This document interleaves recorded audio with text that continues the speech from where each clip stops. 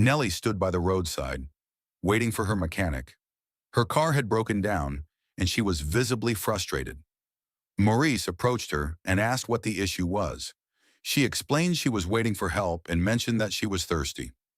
Morris offered to bring her water, but jokingly said he would charge her for the service. He quickly crossed the street, brought her a bottle of water, and then asked for payment. Nellie was surprised he would charge her just for that, but Morris told her it was part of his hustle. Out of sympathy, Nellie paid him. Later that day, Morris returned home and found his friend Ken asleep. He woke him up and, with frustration, told him that one football team had cost him a multi-bet worth $24 million. He lamented how close he had come to changing his life, buying cars, apartments, and finally escaping poverty.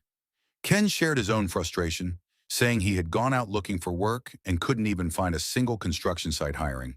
He then advised Maurice to go get more goods on credit from a local shop, noting that the shopkeeper had a crush on him and might overlook their unpaid balance. Some days later, Nellie visited the construction site where Morris was working. She told him that she admired his hustle and offered him a job at her house. Maurice accepted immediately, saying he was willing to clean, wash cars, cook, anything that needed to be done. When Nellie brought him to her home, her sisters Yvonne and Cassia immediately reacted to his presence. They complained about his appearance and body odor, with Yvonne saying he looked like he came from the garbage and Cassia accusing him of being a thief. Nellie defended him and introduced him as their new house help, but the sisters walked away mocking him. Later that evening, Maurice told Ken what had happened. He shared how Yvonne and Cassia had insulted him and looked down on him because of his background. Ken encouraged him to quit, but Maurice said they needed the money. He had no other option. Back at work, Maurice continued doing his chores. Nellie visited him again and asked him not to call her Madam, but simply Nellie. Maurice told her he was preparing fried rice and promised it would be the best she had ever tasted. During the meal, Maurice served the food and poured drinks. Unfortunately, the juice spilled on Cassia. In anger, she slapped him and insulted him, saying his skincare routine could support his entire family. She then ordered him to get on his knees and lick the juice off the floor. Nellie tried to defend him, insisting it was an accident, but Maurice was told to leave. Yvonne and Cassia questioned why Nellie kept taking his side. Not long after, Yvonne handed Maurice her clothes and told him to wash and iron them. When he asked her to be polite, she snapped at him, reminding him of his place in the house. She called him names, labeling him a lowlife and a useless servant, and told him to quit if he couldn't handle it. Maurice went home again and explained everything to Ken. He was upset about being disrespected simply for asking to be treated with dignity. He also recounted how Cassia had made him get on his knees. Ken said that if it were him, he would never tolerate such disrespect. The next morning, Maurice woke up late and realized he had missed 7 calls from Yvonne. He blamed Ken for not waking him up on time. He was supposed to take Yvonne to work. When he finally arrived, Yvonne refused to listen to any excuses. She simply said she would deal with him later and left in a hurry. Back at the house, Cassia looked around for Morris and asked who would make her breakfast. Nellie told her that Morris had taken Yvonne to work and that if she couldn't cook, she should just order food online. Later, Nellie found Morris mopping the floors. She told him he was hardworking and advised him to take breaks once in a while. Cassia called Maurice and handed him a pile of laundry, this time including her undergarments. Maurice hesitated. When he saw that the pile included her panties and bras, he firmly told her he couldn't wash them. It went against his morals. But Cassia wasn't having it. She gave him an ultimatum. Either he washed them or he lost his job. Maurice was torn. He felt humiliated and angry, but with no other options and bills to pay, he reluctantly took the laundry. His pride was wounded, but he couldn't afford to walk away. Later that day, Nellie found Morris outside washing the car. She handed him a small gift, saying it was her way of appreciating his hard work. She called him a lifesaver. But Maurice, still stung by her sister's behavior, told her that they didn't see him that way. They treated him like a joke, constantly mocking him and calling him names. Nellie encouraged him to ignore them and focus on himself. She reminded him that his worth wasn't determined by their opinions. That evening, when Yvonne returned home from work, she ordered Maurice to massage her legs. When he tried to sit on the couch beside her, she immediately stopped him and told him to sit on the floor. As he massaged her, Yvonne slapped him repeatedly, insulting him while he stayed silent, swallowing his anger. Cassia returned from a wild party. She paid the Uber driver less than what was owed. When he protested, saying the distance required the full fare, she exploded. Claiming he was overcharging, she began to fight him. Morris ran out to break up the fight, pulling Cassia away. But instead of being thankful, Cassia turned her rage on him, biting his arm and shouting at him for interfering. Back home, Ken carefully applied ointment to Maurice's wounded arm. Maurice explained everything that had happened, including how Yvonne had slapped him while demanding a massage. Ken was appalled. He couldn't understand why Maurice was still subjecting himself to that kind of treatment. He urged Maurice to quit and go back to their old street hustle. But Maurice refused. He told Ken that, unlike the streets, this job at least guaranteed some income. The hustle was always uncertain. Sometimes you ate, sometimes you didn't. The next day, Maurice returned to work. He found Yvonne in the living room, angrily yelling on a call with her employees. She complained that their project had been badly executed and warned them they had less than 24 hours to fix it before the investors' review. Maurice offered to help, but Yvonne mocked him. "You? What would a servant boy like you know about project design?" Maurice calmly told her that he had studied computer science and read product management. She didn't believe him until he took her laptop and began adjusting the presentation. Moments later, the interface was clean, smooth, and professional. Yvonne was stunned. She stared at him in silence and returned to cleaning. Later that evening, Nellie was out shopping when she saw Morris walking home after a long day of work. She stopped him, handed him another small gift, and told him that she truly appreciated his dedication. She reminded him that he was more than just a worker. He was her friend. When Maurice returned home, Ken was shocked by the new gift. "Bro, Nellie's in love with you," Ken said. But Maurice disagreed. He told Ken that Nellie was just kind-hearted and being friendly. He didn't believe she could ever fall for someone like him, a low-class man with nothing. Nellie was from a different world. The next day, Yvonne called Maurice over and thanked him again for helping with her presentation. She told him the investors had been impressed and they secured the contract. Maurice simply smiled, saying he was just glad to help. Yvonne said she was going to freshen up, then asked him to assist her with another project afterward. Meanwhile, Nellie was alone in her room. As she thought about Maurice, her mind drifted. She imagined him walking in, moving closer, and kissing her.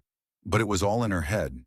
She shook the thought away, but quietly promised herself that she would make Maurice fall in love with her, no matter what.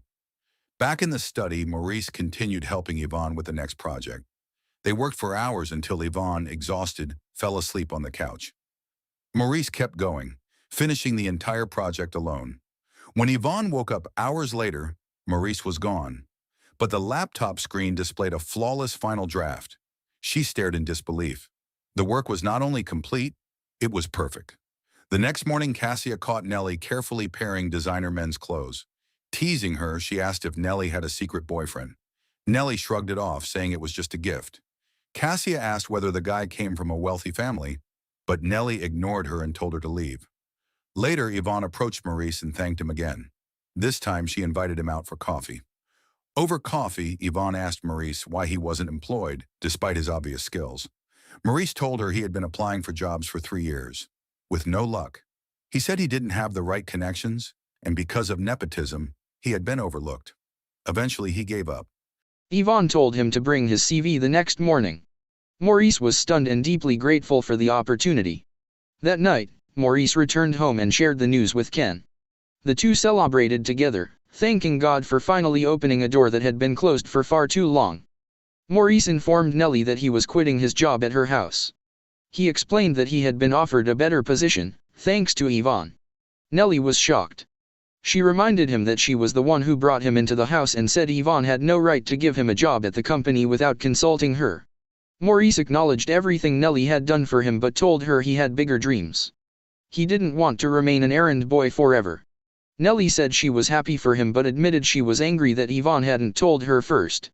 Maurice thanked her sincerely, then left. Nellie paced in frustration, waiting for Yvonne to arrive. When she did, Nellie confronted her for hiring Maurice without consulting her. She demanded that Yvonne terminate his contract.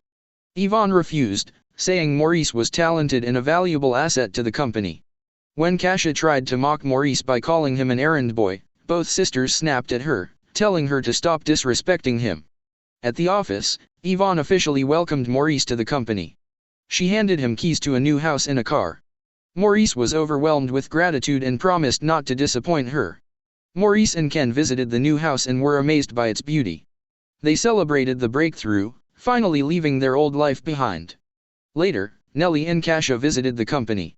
Yvonne was surprised by their presence and asked why they were there. Nellie reminded her that they were co-owners and said she came to check on operations.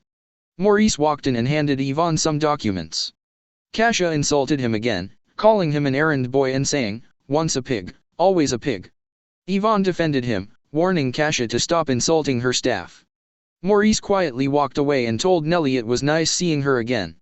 Afterward, Yvonne apologized to Maurice for Kasia's behavior. Maurice said he was used to it. Yvonne then confessed that she had developed feelings for him. Maurice thanked her but explained that he didn't feel the same way. Yvonne accepted his response and didn't press further. That evening, Maurice told Ken what had happened.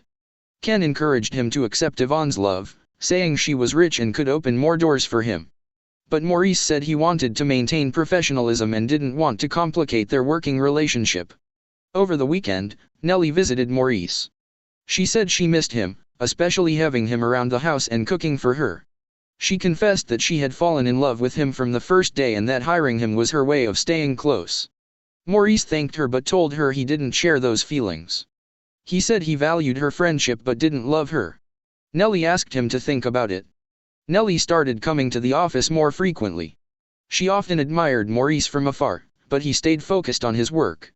Yvonne continued to smile at him, and the tension between the sisters grew. At home, Maurice told Ken that he had fallen in love with Yvonne. He said that after working closely with her, he saw how kind, strong, and genuine she was. Ken warned him to be careful not to cause a rift between the sisters. Maurice and Yvonne eventually started dating. They left the office together, holding hands and smiling. At one point, they kissed in public unaware that Nellie was watching them from a distance. That evening, Nellie confronted Yvonne at home. She accused her of stealing Maurice from her and warned her to stay away from him. Yvonne told her that Maurice never loved her and that they were in love. Nellie warned that if she didn't back off, she would do something she would regret. The next day, Nellie visited Maurice and brought him a gift. Maurice told her to stop bringing gifts and confessed that he was in love with Yvonne. Nellie said she brought the gifts because she genuinely cared and reminded him that she was the first to see his potential. Maurice gently repeated that his heart belonged to Yvonne. Later, Maurice told Yvonne that Nellie had come to see him. Yvonne revealed that she and her sister had been fighting over him. Maurice said it was never his intention to come between them and asked what he could do to stop it. Yvonne told him not to worry, saying the sisters had been through worse and would eventually sort it out. Back at home, Nellie sat in the living room, deep in thought. She whispered to herself a quiet vow. She would win Maurice no matter the cost. Nellie visited Maurice, hoping to change his mind. She spoke softly, trying to seduce him, urging him to leave Yvonne and be with her instead. But Maurice stood firm. He told her he had fallen deeply in love with Yvonne and couldn't betray her. As he spoke, Nellie leaned in and kissed him. Maurice pulled away, stunned. Then he saw Yvonne standing nearby watching in silence. Before he could explain, she turned and walked away. He ran after her, calling her name, trying to explain that it wasn't what it looked like. But Yvonne didn't stop. Nellie, left behind, smiled to herself, pleased with the chaos she had created. Maurice tried calling Yvonne repeatedly that evening, but she ignored every call. Ken advised him to give her space, then talk to her the next day when emotions had settled. The following morning, Maurice walked into Yvonne's office, hoping to make things right. He explained that Nellie had forced the kiss, that there was nothing between them. But Yvonne had already shut down emotionally.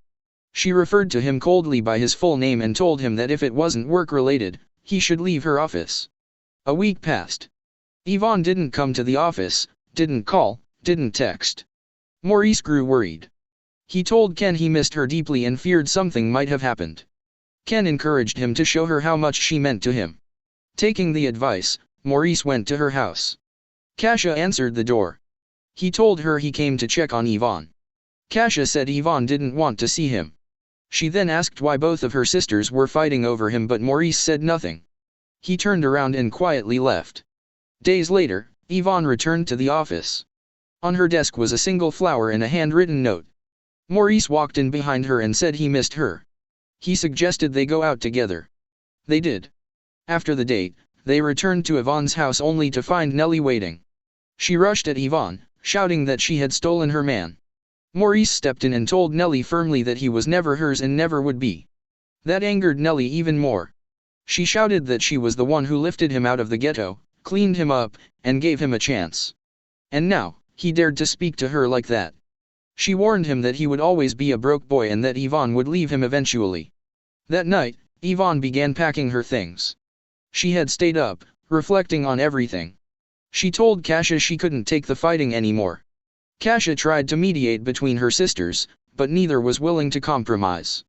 Later, Maurice and Ken were playing a game when there was a knock on the door. It was Yvonne. She had come to stay. She said the constant conflict with Nellie had worn her down, and she needed peace. Maurice and Ken welcomed her and told her to feel at home. Meanwhile, Nellie sat in her room, overwhelmed by regret. She realized that pushing Yvonne out had backfired and now her sister was living with the man she still loved. Her obsession grew. And then, quietly, she muttered that if she couldn't have Maurice, no one would. Weeks later, Maurice and Yvonne were laughing and playing outside. Nellie was watching from her car. She hit the accelerator and sped toward them. Yvonne noticed it first. In one quick move, she pushed Maurice out of the way and the car hit her instead. Nellie panicked. She slammed the brakes, stared at her injured sister on the ground, and drove off in terror. Back home, Nellie broke down. She sobbed uncontrollably, telling Kasia that she had killed her own sister. Kasia was horrified and demanded to know what had happened. Nellie admitted that she meant to hit Maurice, not Yvonne. Maurice, on the other hand, was devastated. He couldn't believe Nellie would go as far as trying to take his life. His heartbreak turned to rage. Later that evening, Kasia returned with news. Yvonne had survived. She suffered minor injuries and a broken arm, but she was alive. Kasia told Nellie she owed them both an apology. The next day, with tears in her eyes, she apologized. She admitted that seeing Maurice with Yvonne had hurt deeply and clouded her judgment. She said she had been jealous, broken, and ashamed of what she had become. Maurice was there.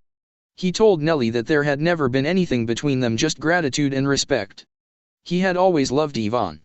Nellie apologized again and wished them well. Kasia also approached Maurice and apologized for how she had treated him in the past, mocking him, insulting him, and calling him names. She admitted that he had proven them all wrong. They all sat in silence for a moment, each of them reflecting on the pain, the pride, and the damage caused by jealousy and rivalry. But in the end, they chose to forgive.